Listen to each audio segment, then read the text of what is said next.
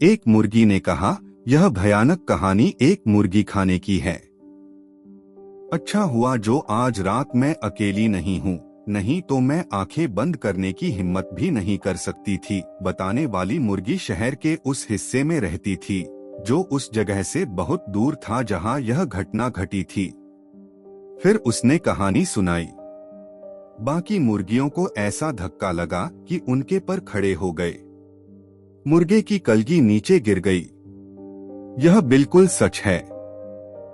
पर हम शुरू से बताते हैं कि शहर के दूसरे हिस्से के मुर्गी खाने में क्या हुआ था। सूरज अभी डूबा ही था। सारी मुर्गियां अपने दड़बे में चली गई थीं।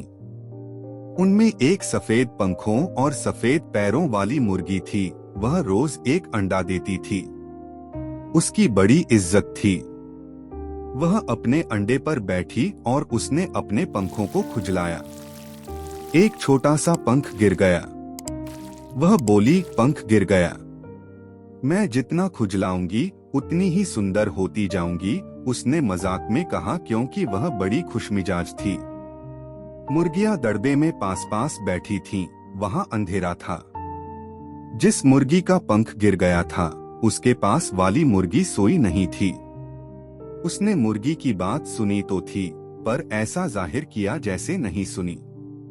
पड़ोसी के साथ शांति से रहने के लिए यही होशियारी रखनी चाहिए।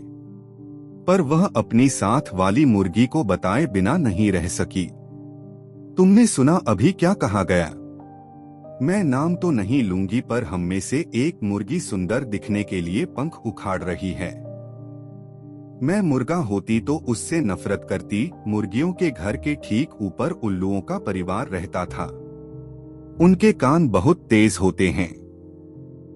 उन्होंने मुर्गी की सारी बात सुनी। माँ ने आंखें चढ़ाई, पंख फड़फड़ाए और बोली, सुनो मत, पर मैं सोचती हूँ सुने बिना भी कोई कैसे रहे। मैंने खुद अपने कानों से सुना है।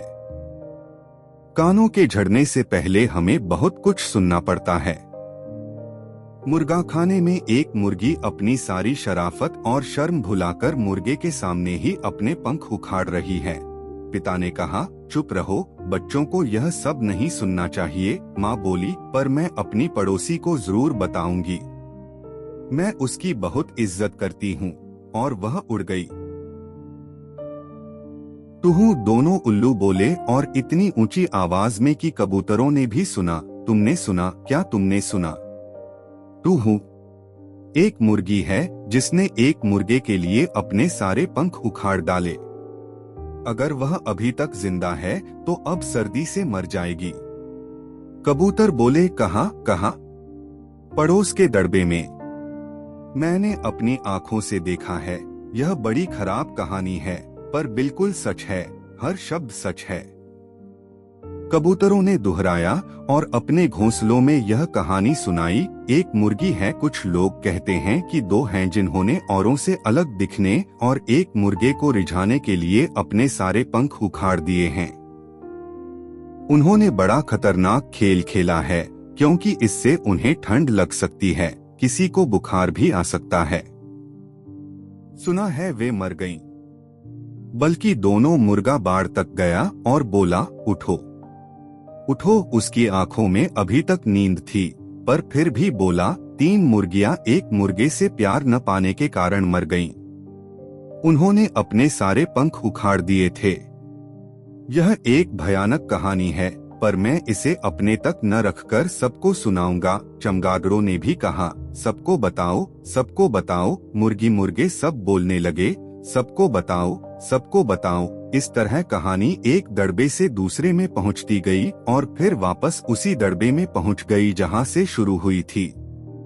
अब यह कहा जा रहा था कि 5 मुर्गियों ने मुर्गे का प्यार न पाने के कारण अपने अपने पंख उखाड़ दिए ताकि वे कमजोर दिखें।